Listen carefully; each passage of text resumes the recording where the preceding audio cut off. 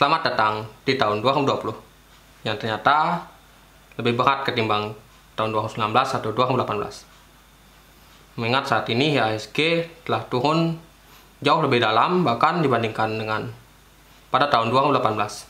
Sebagai investor jangka panjang, tentu momen ini dimanfaatkan dengan sangat baik karena banyak sekali emiten-emiten yang mengalami diskon. Dan ketika kita melihat penurunan IHSG yang semakin dalam, ada 3 tipe orang. Yang pertama, orang yang ketakutan sehingga menjual seluruh sahamnya. Dan yang kedua, seorang yang justru serakah ketika orang lain ketakutan, sehingga ia justru memanfaatkan penurunan harga saham ini untuk membeli saham lebih banyak lagi. Dan yang ketiga adalah orang yang menunggu. Orang ini biasanya percaya bahwa penurunan akan berlangsung lebih dalam lagi, sehingga ia lebih baik menunggu momen yang tepat untuk membeli. Orang yang menunggu ini biasanya berharap menemukan timing yang tepat untuk membeli saham. Nah, apakah itu memungkinkan? Nah, pergerakan harga saham memang sangat menggiurkan apabila kita bisa menebak pergerakan harga tersebut dengan tepat. Sehingga banyak orang menghasilkan teori-teori yang berkaitan dengan bagaimana memilih timing yang tepat untuk membeli suatu saham. Masalahnya, meskipun kita bisa melihat kinerja di masa lalu, akan tapi di masa depan kita benar-benar tidak tahu apa yang akan terjadi. Bahkan saya sendiri tidak akan menyangka bahwa IHSG akan jatuh sedalam ini, karena hal yang benar-benar di luar dugaan. Sehingga sebenarnya tidak ada satupun teori yang bisa digunakan untuk melakukan timing pembelian saham.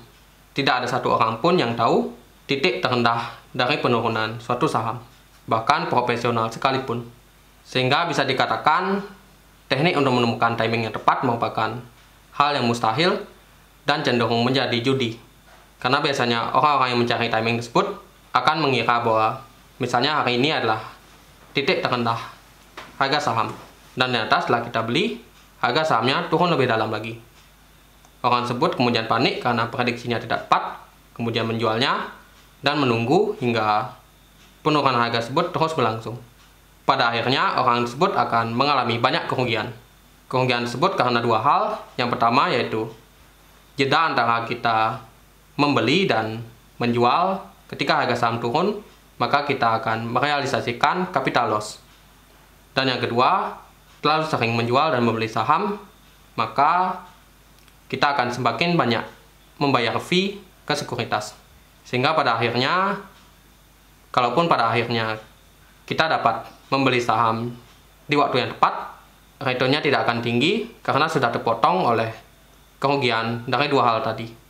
Berikut adalah cara untuk melakukan timing ketika kita membeli suatu saham. Ya, saya berikan tanda kutip karena memang bukan timing seperti yang kita kira.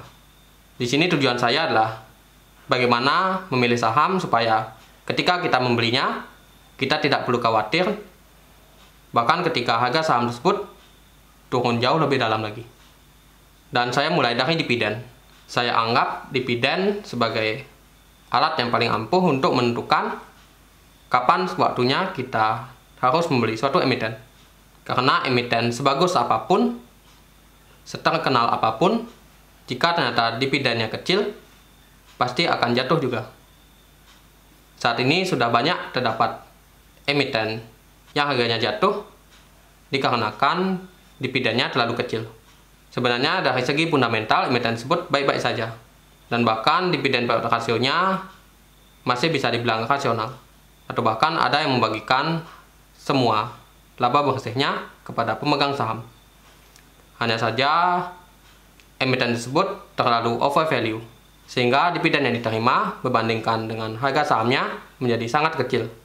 Saat ini saya selalu mematok dividen setidaknya 3%. Di bawah itu tidak menarik.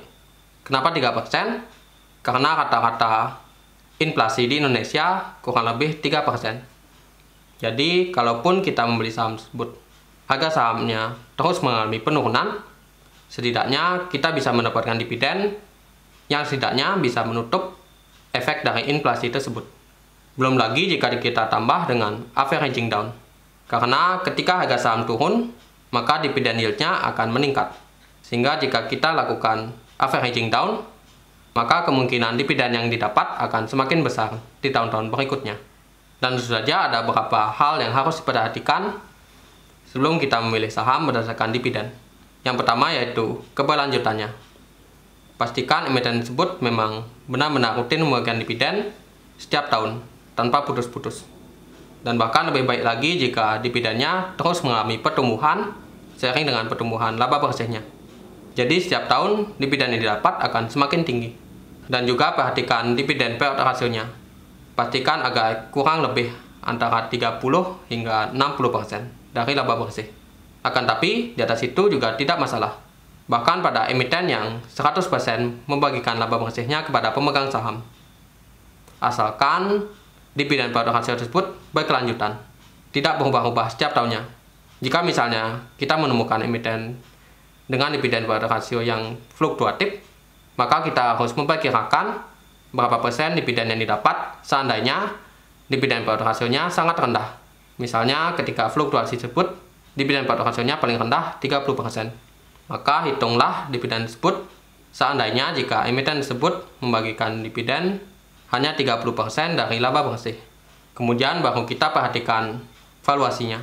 Saya sangat mengandalkan PER dan PBV. Akan tapi, perhitungan PER dikali PBV tersebut bukanlah menjadi hal yang mutlak dalam memilih suatu saham.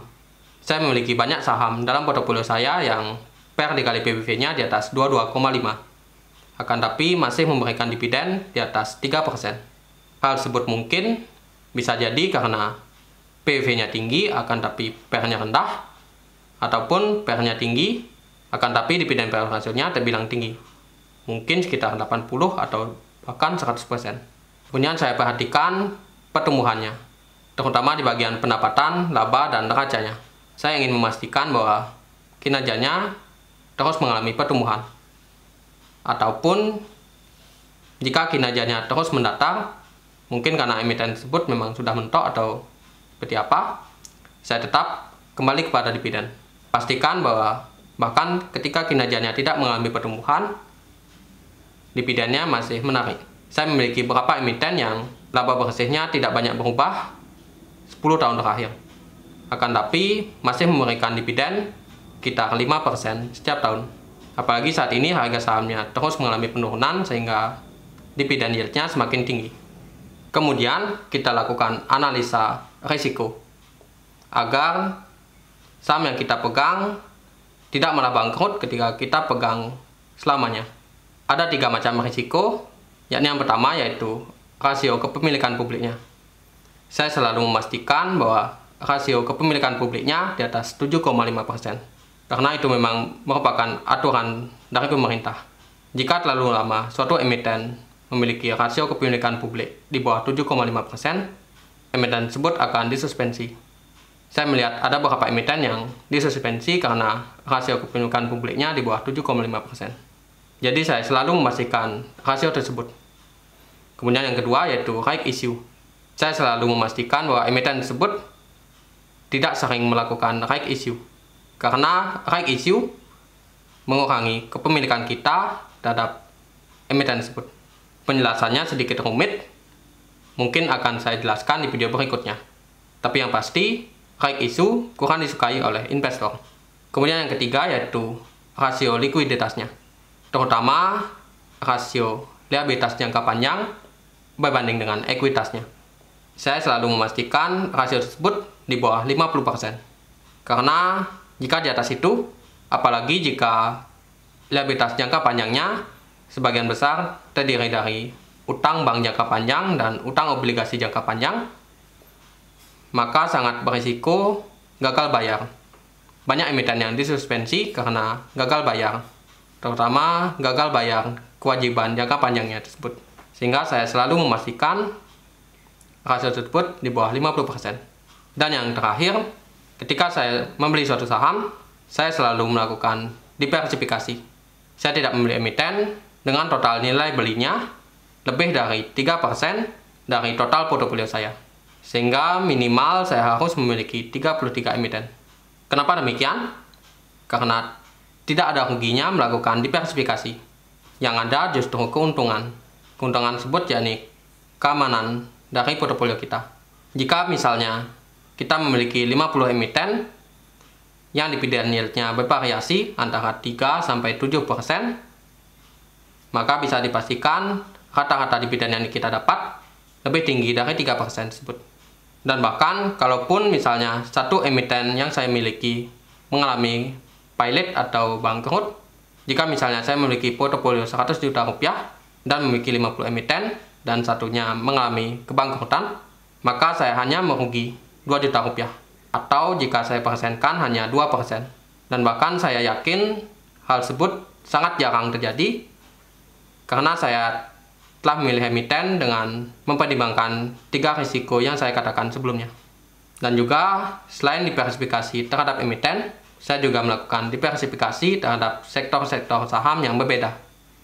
Selain itu, saya juga melakukan diversifikasi waktu, yakni dengan melakukan averaging down ketika saham tersebut mengalami penurunan.